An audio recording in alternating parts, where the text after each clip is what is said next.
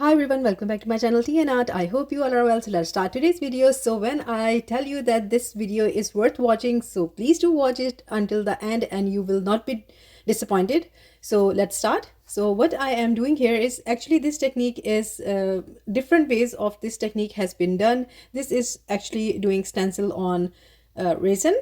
So different people have tried doing different ways. Some use mica, other use their own ways, and you have seen that in before video I have tried using the gilding glue and also the Elmer's glue, so that sort of worked and sort of not, but the gilding glue do work. So you have seen that it's a tried and tested. So this technique actually born from my one of the video that I did with the eco pour, where I made these coasters and they had some writing on them. So all of you know that I used modeling paste in that video. So the idea came to in my mind that I need to try this with resin. So let's see if this works. So this is the stencil I am going for today, and this is the mold that I showed you in my Temu haul, and I bought this from Temu. So I will link that in my description if you like to treat yourself. So here what I'm doing is I am actually cutting a little bit of this stencil to fit so it sets properly into the mold. So I could use this into a square mold or rectangular, but I was going for circular one this time. So I'm just positioning it, and this stencil is sticking to the mold itself. So this is a perfect. And this is the modeling paste that I used in that eco pour, and that those coasters turned out to be so amazing. I will link the video above here so you can go and watch that. So this time I'm doing it a little bit different. So I am using the stencil first. So what I will be doing here is that I will be coloring this modeling paste, and I have taken a little bit of this modeling paste out of the container. So this is actually a mixed media modeling paste. I do use this to put textures on canvases and other stuff. So let's try it into the resin. So I have taken this much. I think still this is more because you need a very less of this modeling paste. So what I will be doing is that I will be coloring them, and for that I will be using some acrylic ink that I have. So all of these things are already in my craft room. Sometimes the idea just born and you just need to grab this, and something new is done. So as you can see, I have put a little bit of the yellow ink, and then I will be adding the green ink.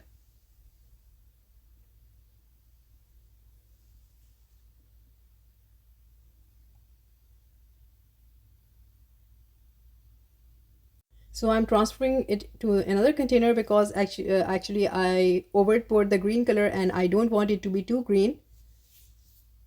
So this is the way I'm going to mix the color in. So make sure you don't add too much of the color. You can use acrylic paints also in this medium. So here I have mixed my modeling paste, and I'm just making sure that the stencil is stick to the mold here. So I'm going with the design because I have a leafy pattern more, and then I have a flower on top. So let's start applying. So the idea is that I'm going to use one part of this stencil here. I'm not going to use both of the flowers. So you need very less of this modeling paste. A little bit goes a long way. You can use a card or anything. In my case, this spatula is helping me, so I'm just using a little bit and then I'm scraping it. So very carefully I have to do that because I don't want to disturb the stencil.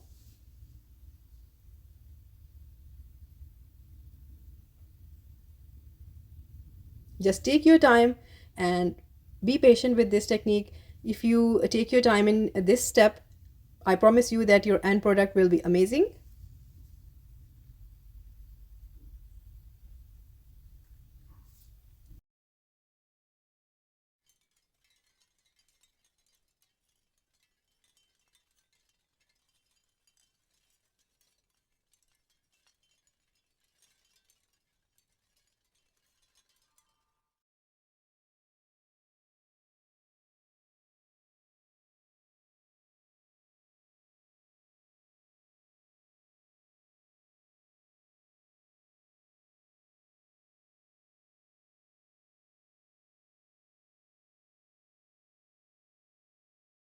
So it took me 10 to 12 minutes for settling up this modeling paste, and now it's time to do the flower. Before actually I was going for the same color, as this is a new technique. I really didn't know that how it's going to work.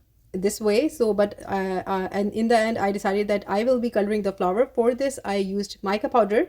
So I mixed the mica powder, a little bit of mica powder, into the modeling paste, and now I'm going to color this flower into this pink color. So this is just an experimental phase. You can go with other colors, you can go with other stencils, so it's really up to you.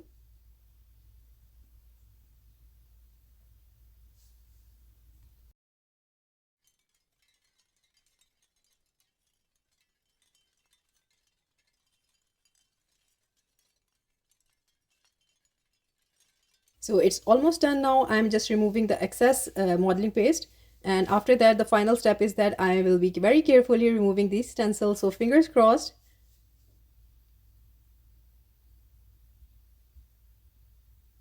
So as you can see, the design is really delicate, and if it works, it is going to be looking amazing, and I can see that it is working and I just love it. You can see how lovely the pattern has transferred itself.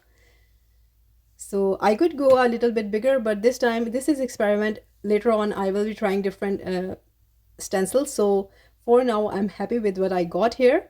So I will leave this to dry for around 2 to 3 hours. It is dried now. So after that I will be pouring. Now it's up to you whatever color of resin you want to pour. I'm just going with the color scheme that I have. So before doing anything, I'm just pouring simple clear resin on top of it. You can pour the resin in one go with any color you want. I'm just doing a little bit of changing here. So after pouring the resin, this is rose quartz. I actually bought this for a project, but it came broken, so I really don't want to throw it. So I'm put, as this is a dish, a plate, so it has side corners. I'm putting this rose quartz on the side of the mold here. So this is going to be really fun, and also a spiritual sort of healing, self-love sort of, because rose quartz is all about love and self-care. So I'm putting this crystal in the dish.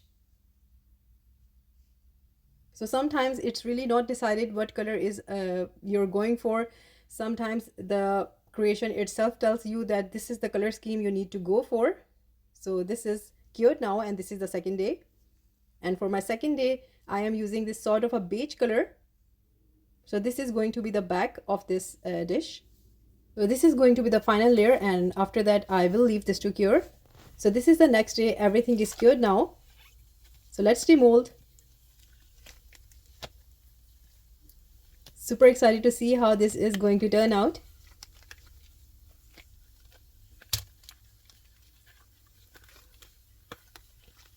So I can see the acrylic, the modeling paste has transferred itself onto the dish, and now it's time to see how it looks like.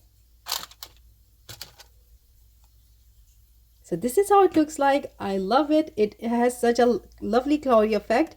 So yeah, so this is a win-win technique, and it do work. So it is really safe for all of you to try now. So be creative and create amazing things like this with the modeling paste. So, and I'm just showing you the rose quartz on the side, and all in all, I'm happy with the design and I just love it. So now it's time to do the top coat that you know that I love to do. So one thing I was just imagining that if you can customize this dish by adding a little bit of wording on the side, it could be a beautiful gift. So I'm just making it generally. So I think this is good for me. So now what I will be doing here is that I will be using my gilding glue, but this time I'm going to make all of you happy, because sometimes a lot of people are not happy with the gilding glue I apply, and they say that the clear was beautiful. So I'm going to leave it half and half. Half will be clear and half will be having the gold leaves. So everyone will be happy with this one. I think so.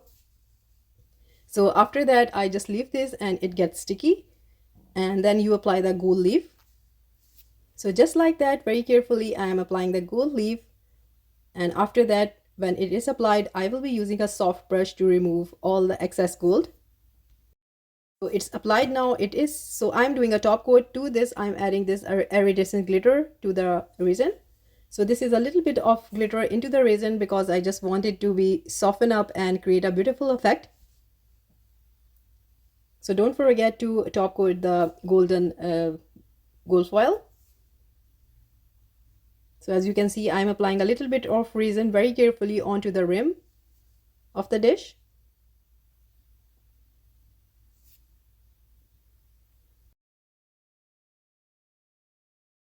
So this is the final step, and I leave this secure. I will see you next day. So this is the next day, the final product. It is already done. So this is how it's looking like. I just love it, how simple it is, and the technique did work. So this is the main thing that I was just looking for. So I hope you like it, and if you did, please do let me know in comments, and also please like, subscribe and share. Thumbs up if you like the video, and if you haven't subscribed, please consider do so. And thank you again so much for your lovely feedback. I always say that it do motivates me, and I look forward to making different designs and different ideas for you. So take good care of yourself. Bye bye.